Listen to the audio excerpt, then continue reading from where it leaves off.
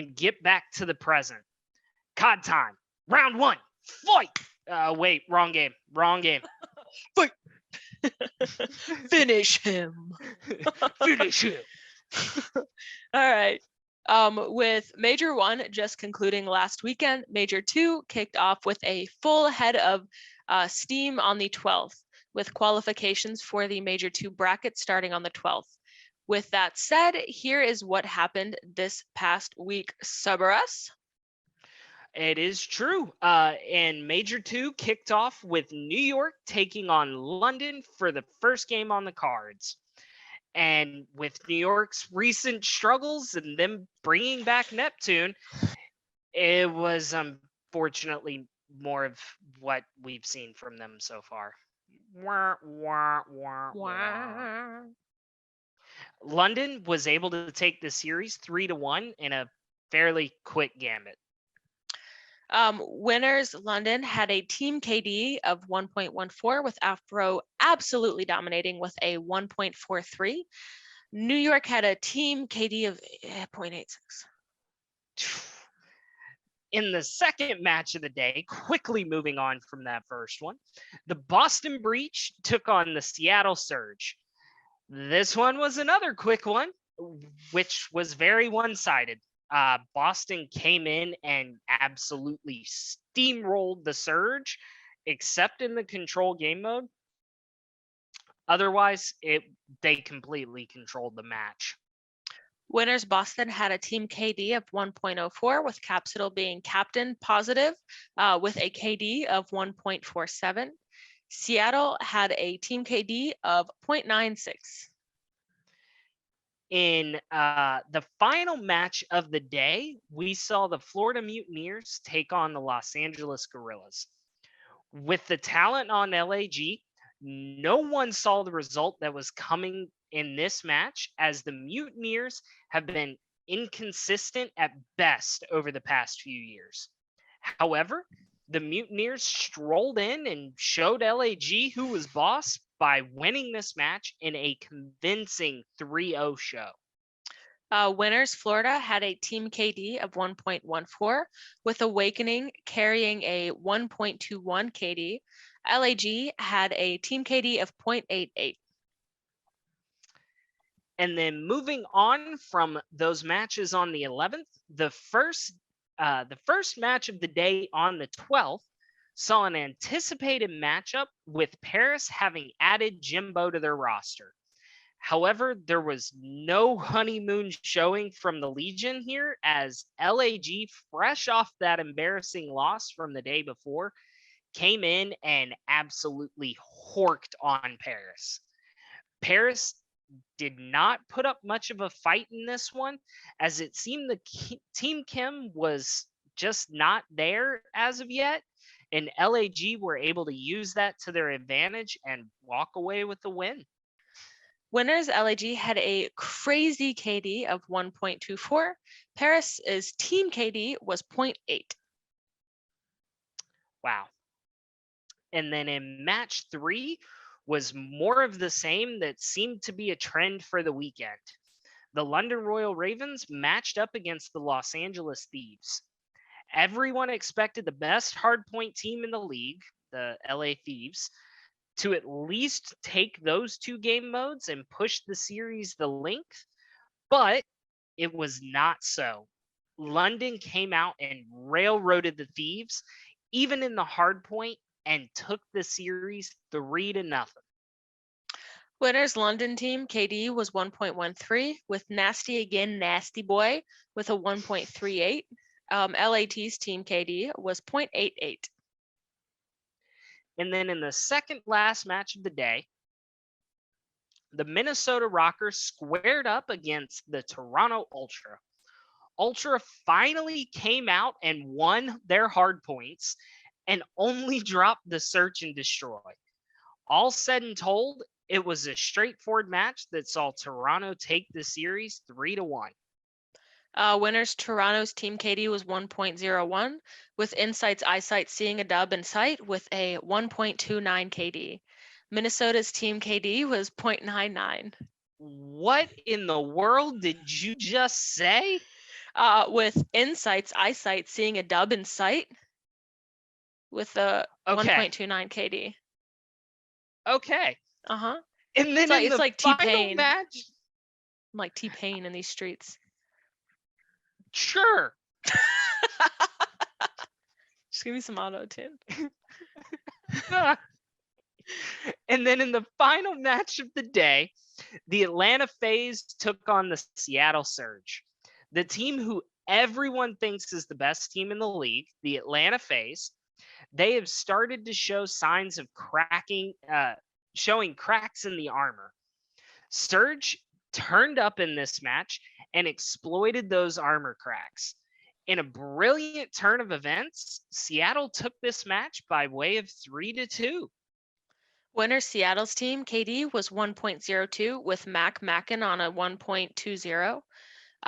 Atlanta's team KD was 0.98. And then moving on to those matches on Sunday, the first match was the Minnesota Rocker playing the Paris Legion. Paris came out hot and were able to take the first two maps. However, Minnesota showed that the North has the ice and ended up reverse sweeping the Legion. Paris is still showing signs of struggles, and Minnesota proved once again that you can't ever count them out. Winners, Minnesota's team KD was 1.11 with Standy's standout KD of 1.25. Paris's team KD was 0.90 with new add on Jimbo going an embarrassing 0.49. Speaking of embarrassing, match 2 of the day was the New York Subliners taking on the Florida Mutineers. The Mutineers have been playing well lately, putting themselves firmly in the middle of the pack of the league. However, the bigger story was Nick. That's all, folks. 3, 2, 1. However, the bigger story was New York's struggles continue. Not much else to say other than something has to change for New York. Winners Florida team KD was the highest of the weekend and absolutely dominating 1.35, Awakening at the top per usual with a 1.6, Skies with a 1.52, and Dave Batty with a 1.32. New York's team KD was the lowest of the weekend with a 0.73. Moving on from that unsightly team KD, in the Unsightly. final unsightly. I spit on that team KD. In the final match of the day, the Los Angeles Thieves took on Optic Texas. This was the only close series of the day where maps flip-flopped back and forth. I will say it looked like those old school host battles where one team would host and completely destroy, and then it would flip-flop and the other team would do it. However, each map went the other way in an absolute blowout each time, like I said. However, it all came down to map 5, round 11, where Optic were able to take it and the series. With that win, Optic have finally changed the league, knocking FaZe out of the top spot and the leaderboards for the first time in 2 years. I don't care who it is. I'm just glad to see somebody else on top. Yeah, especially the fan favorite. The fan favorite team at Optic Texas. What? We're here. Just come. Shh. Okay. All right. Proceed. Winner Texas, their team KD was another insane one with a 1.25, with Dashi and Shotzi KD being 1.44 and 1.32. LAT's team KD was 0.79, with matches done and dusted after the first week of Major 2 qualifiers. Here's how the league is standing up in with these new scores. I'll get there, guys. Thanks for coming along. In the first spot, we have Optic Texas with 105 points. In number 2, surprisingly now, Atlanta FaZe is in that number 2 spot with 100 points. Number 3, London Royal Ravens, also with 100 points. In number 4, we have Los Angeles Thieves with 60 points. Number 5, we have Toronto Ultra with 60 points as well. Number 6, we have Boston Breach with 50 points. Number 7, we have Florida Mutineers with 40. Number 8, we have Minnesota Rocker with 40. Number 9, we have Seattle Surge with 40. Number 10, we have Los Angeles Guerrillas with 30. And 11th, we have New York Subliners with 10 points. And 12th, dead last, we have Paris Legion with 10 points as well. If any of them had the same amount of points, that just means that if someone's higher up, they're not sharing the spot, they just probably had more wins. Yep, it all breaks down to win-loss and then round win-loss. With those league standings the way that they are, here's how the best individual standings have been impacted in the league so far this year. In that number 1 spot, we have Celium of Atlanta FaZe with a 1.24 KD. In the second spot, we have Awakening of the Florida Mutineers with a 1.23 KD. Third is Dashy of Optic Texas with a 1.20 KD. Fourth is Dave Patty of the Florida Mutineers with a 1.1 KD. And then in fifth, we have Shotzi of Optic Texas with a 1.09 KD. And with that wrapping up CDL, here's what's been happening in the other professional COD scene, Warzone. So this week continued the $100,000 Warzone Caldera tournament with another chance for the 32 teams to take their shot at this week's $15,000 prize pool.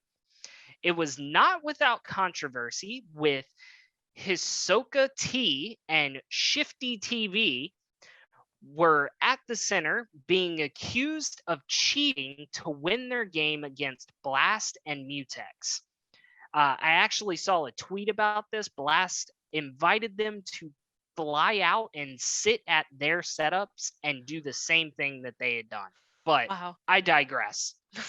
After that game, they went on to face off against Super Evan and Biffle, where they set a world record with 135 kill game.